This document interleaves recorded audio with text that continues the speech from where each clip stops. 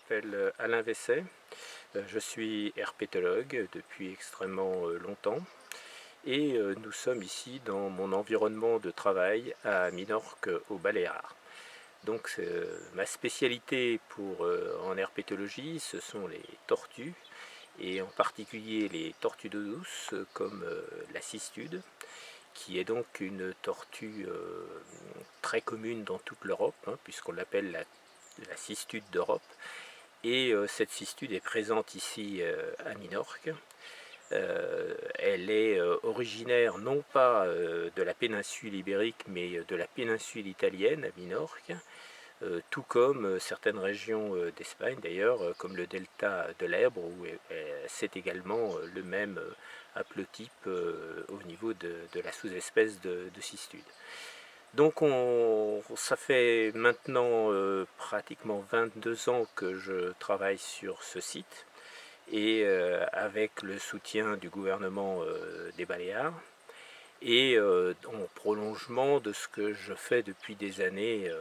avec le Muséum d'histoire naturelle de Paris et la Société herpétologique de France, parce que j'ai travaillé très longtemps dans cette société, responsable du groupe Cistude pendant plus de 20 ans, et donc à l'initiative d'une lettre qui permettait effectivement à tous ceux qui étaient intéressés par la cistude, par l'Emys orbicularis, son nom scientifique, par tous ceux qui étaient passionnés par cet animal ou qui avaient des responsabilités, du travail spécifique dans différents parcs naturels régionaux en France, de pouvoir effectivement se contacter, discuter et se retrouver, se réunir. Et ça a été un des premiers objectifs de mon travail, c'est-à-dire de réunir les gens passionnés par cette espèce et poursuivre un travail et scientifique et un travail de protection, de conservation de cette espèce. J'ai un peu abandonné mes responsabilités à la société herpétologique, tout en étant toujours adhérent et en continuant à participer aux différentes instances et congrès. Et je suis depuis président de l'association Emys Conservation. C'est d'ailleurs une association que j'ai développée pour poursuivre ce travail de liaison, mais plus au niveau européen, puisque la cistude s'appelle aussi la cistude d'Europe, et qu'elle est présente dans pratiquement tous les pays d'Europe continentale et d'Europe méditerranéenne.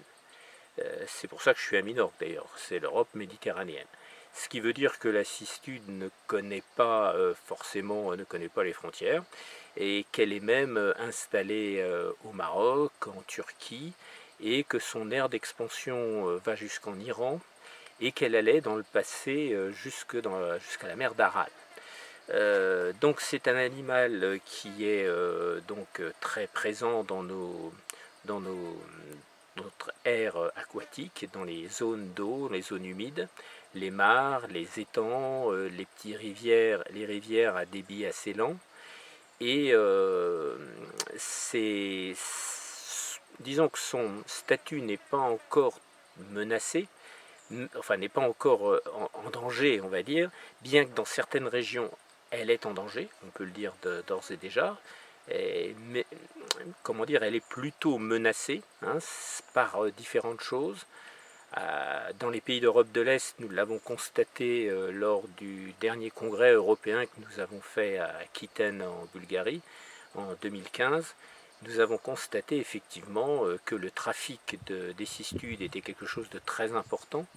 et que ça aboutissait à des saisies douanières absolument monstrueuses.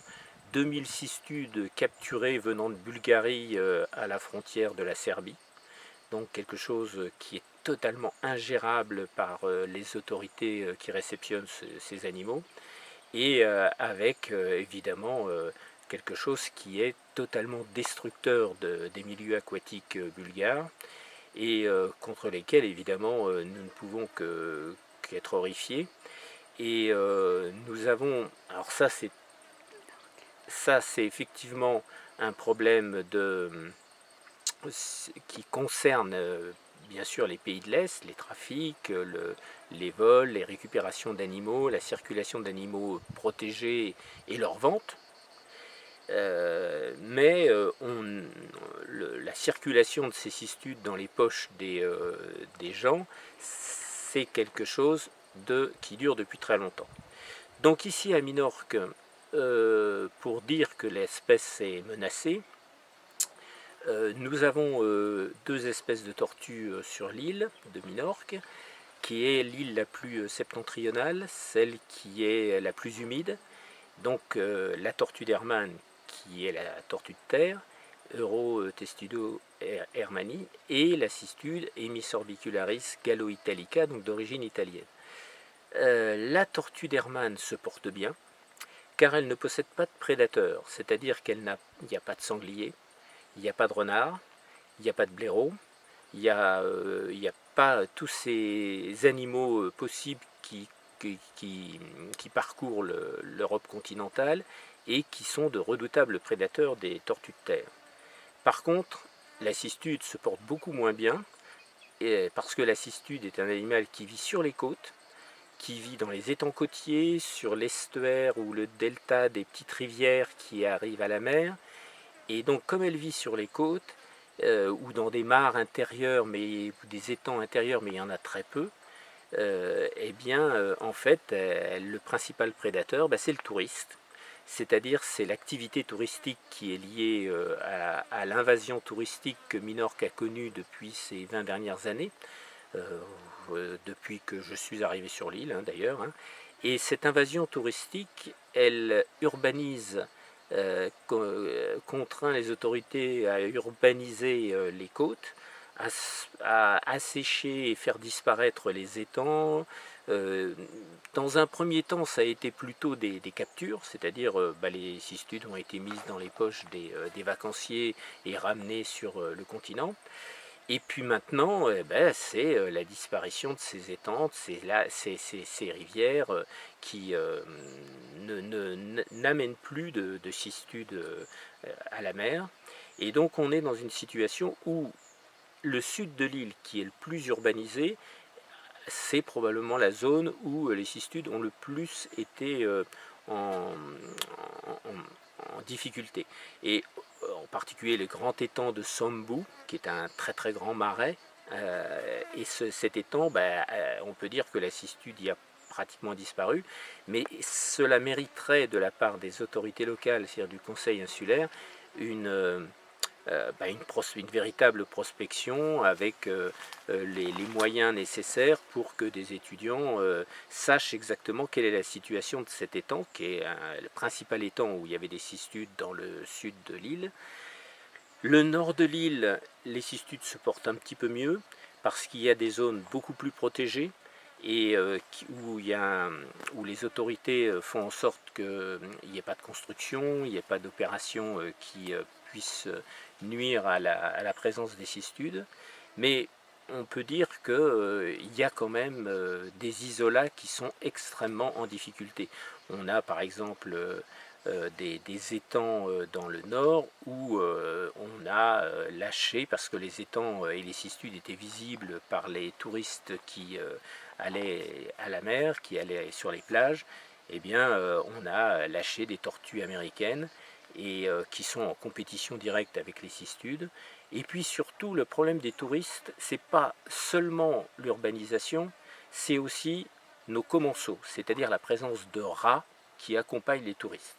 Et quand les rats accompagnent, alors il suffit d'installer des conteneurs à poubelles le long des étangs en question, le long au bas des habitations, là où effectivement il y a les voies de circulation et les ruisseaux, les rivières, etc. Et inévitablement, les rats se multiplient. Et on sait que quand arrive le départ des touristes, c'est-à-dire en septembre, c'est là qu'émergent les jeunes cistudes, puisque vous n'êtes pas sans ignorer que les cistudes se reproduisent au mois de mars, que la gestation se fait au printemps, que les femelles pondent au début de l'été, et que pendant les 2 mois d'été, juillet et août, il y a incubation des œufs. Et la naissance des petites cistudes se fait en septembre, quand les touristes s'en vont et que les rats n'ont plus rien à manger. Donc on est dans une situation de pression du tourisme et de pression de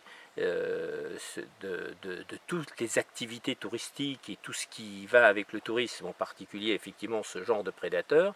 qui aboutissent à ce que les populations ont beaucoup de mal à se reproduire, ont beaucoup de mal à continuer à avoir des populations viables et stables avec de la reproduction. Et dans ces conditions-là, c'est vrai que la cistude à Minorque, comme toutes les côtes, hein, on a eu le même problème pour la Costa Brava, sur la côte catalane, où effectivement les cistudes avaient pratiquement disparu il y a une vingtaine d'années totalement de la Costa Brava, parce qu'effectivement on avait remplacé tous les étangs côtiers par des campings, par des marinas, par des immeubles, et la cistude n'existait plus. Donc je pense que sur les régions méditerranéennes, la pression est énorme, et il faut,